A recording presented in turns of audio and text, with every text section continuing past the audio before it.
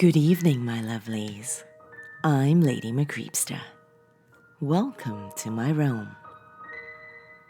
Do remember you have just a couple of days left if you'd like to get your hands on one of these exclusive Lady Macreepster magnets.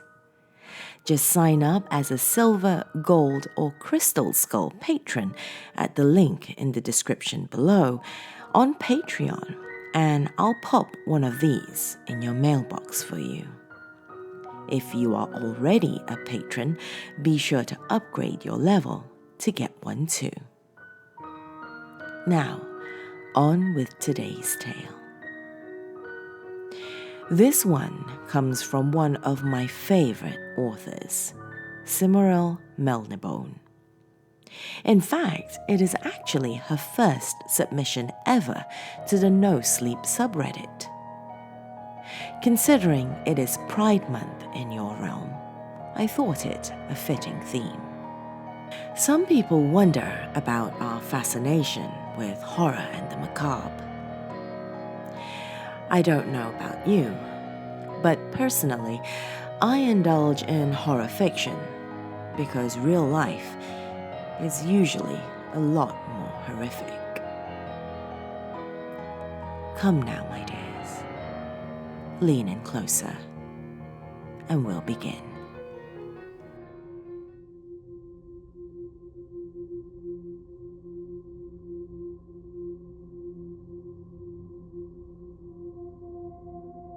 My parents always told me it was the right thing to do, that I'd done the right thing. Jeff was my little brother and I loved him. He loved me. We did everything together and he was my best friend. He would play any game with me, even if it was something girly that boys shouldn't do. This was the 1950s and boys didn't play with Ruthie dolls and baby strollers.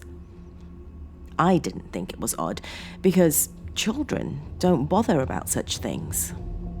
But our parents frowned upon his feminine behaviors, so Jeff and I learned to hide our games.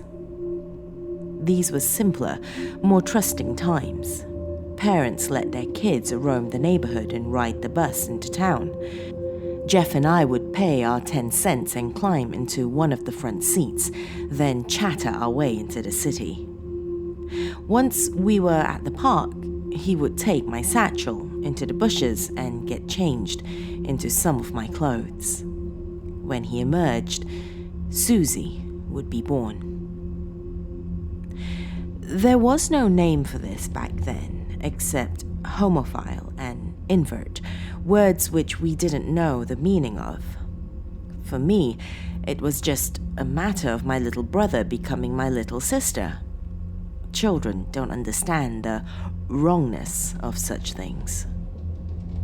More to the point, in the height of prudish Western Christianity, we didn't really know the difference between boys and girls, except how they dressed and wore their hair.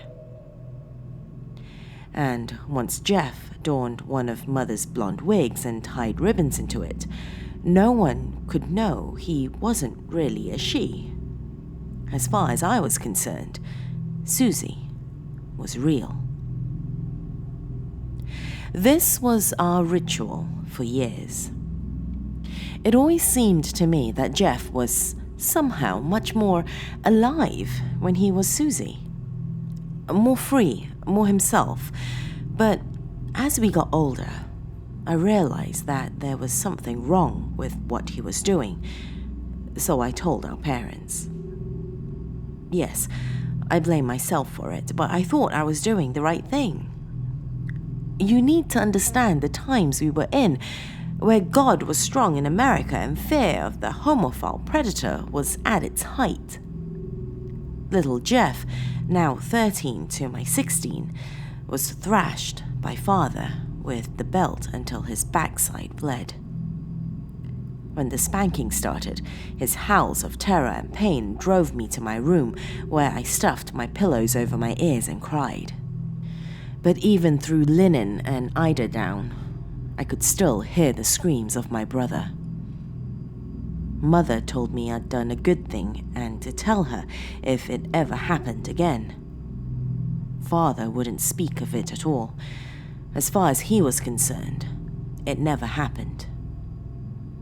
Jeff stopped speaking to me altogether.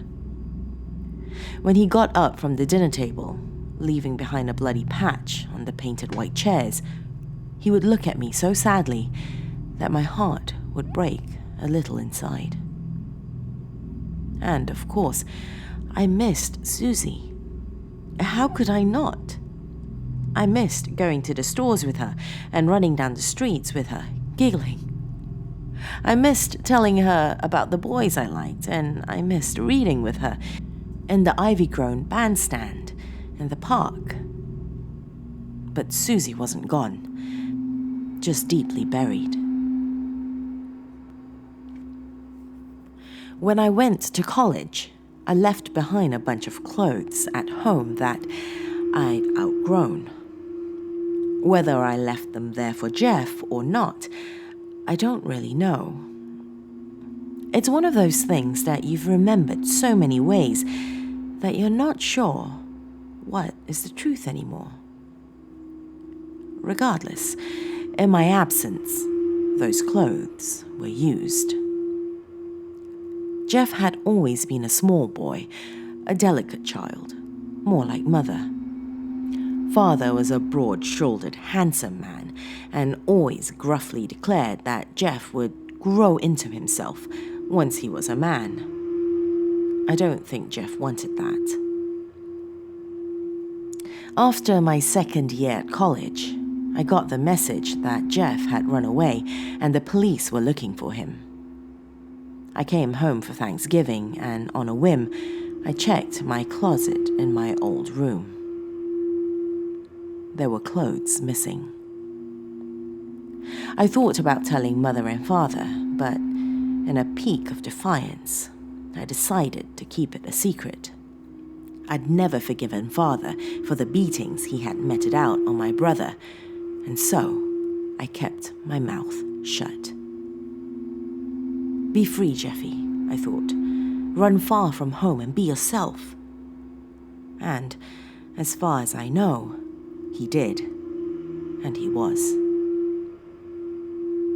4 years later, 3 weeks after my engagement to Teddy Lewis, Jeff came home.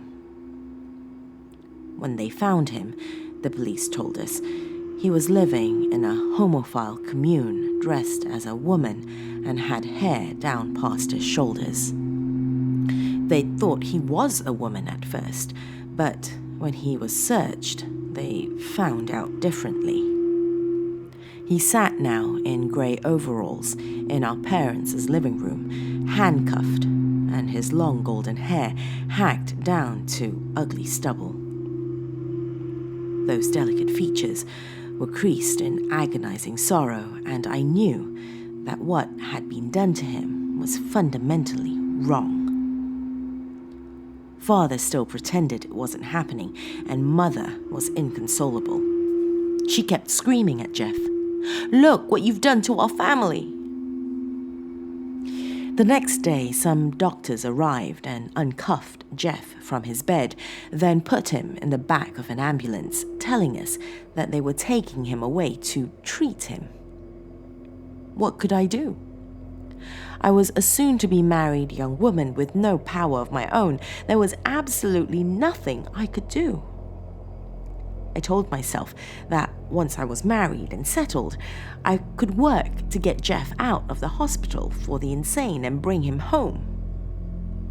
I clung to that dream as the ambulance drove away through the perfect suburban utopia of our neighborhood. I visited when I could, which wasn't very often. The hospital was a long way out of town, out of sight, out of mind, and I needed Teddy to drive me there. It was an idyllic-looking place on the outside, but the screams of the people inside always jangled my nerves into a frenzy of fear. In truth, I hated visiting. In his neat pajamas, Jeff was a model patient. He was doing well, the doctors said, responding to treatment. They hoped that soon he could be released. The danger, they said, was that sometimes homophiles knew how to fake being normal, so they had to make sure with drugs and therapy. I never asked what those drugs were or what the therapy was. When he was finally released, I kept my internal promise and I let him live with me and Teddy. When we were finally alone the next day, after Teddy had left for work, he hugged me so hard that I almost couldn't breathe. "Thank you, Lizzie," was all he said. A week later, he was gone again, and so was a wig and some of my clothes. I didn't mind, and I didn't tell anyone. I would sometimes imagine what Susie was up to, if she was living a happy life. Maybe she was working in some department store in the next state over and flirted harmlessly with the male clientele. Perhaps she was a smartly dressed receptionist in some legal firm, in a neatly tailored pencil skirt and stockings. Perhaps she had a boyfriend, or even a husband who was like her, who didn't mind that she was a man under all the clothes and makeup. All I really hoped was that she was happy. But in the Christmas of 1970, Mother got drunk and confessed a terrible secret to me. They had found Jeff again, not long after he had run off, and he was in a different, better hospital. I pleaded with her to tell me where, but she shook her head and looked at me with bleary, tear-misted eyes and said, "I just want my little boy back. They're going to give me my boy back." My daughter was 3 by the time Jeff came back home again. Mother celebrated and father indulged her. The doctors assured them that Jeff was back to being Mother's little boy again. And they were so very right. Jeff had difficulty doing some of the simplest things. Buttoning shirts was a chore for him and Mother had to help him. He couldn't remember much past what he'd been doing for the last 5 minutes, and sometimes he would get wildly angry and agitated for no reason, crying and screaming unintelligibly until he was exhausted. The doctors never said what the treatment was, but I discovered years later that the twin scars on the middle of his eye sockets were most likely from a lobotomy. Sometimes he would wet his pants, and he often drooled unless you wiped his lips and chin. My brother was gone. We don't quite know how it happened, but deep within him, something must have still been alive. It was Thanksgiving again, and Teddy and I sat at my parents' dining table with my 2 children, Stephanie and Michael. Mother had called for Jeff to come down from his bedroom, but there was no answer. Without thinking, I sent Steffi up to get him. The scream was nothing quite like I'd ever heard. Mother fainted clean away with a brittle clash of crystal shattering on the floor and the clatter of dropped silverware. I ran for the stairs as quickly as I could, my maternal instincts in full swing. I found Steffi still screaming like the world was ending at the top of the landing. Dressed in one of my old gowns, Jeff hung from the banister by my father's old belt, his face blue and lifeless. Snatching Stephanie to me, I ran for the telephone. Some unkind people said it was best that Jeff killed himself. I didn't think so. I never could see the harm in how he wanted to live. But I have a more immediate problem to deal with. Stephanie has an imaginary friend that she says used to be a boy. Her name is Susie.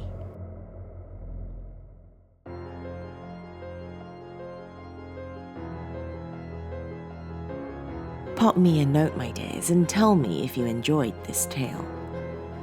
Also, do be sure to check out Cimarel Melnibone on Reddit.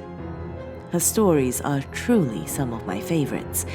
If you enjoy them too, be sure to let her know. If you have just stumbled across my realm, welcome, my lovely. Be sure to hit that subscribe button and that bell icon before you leave. Till next time, my dears, sweet dreams.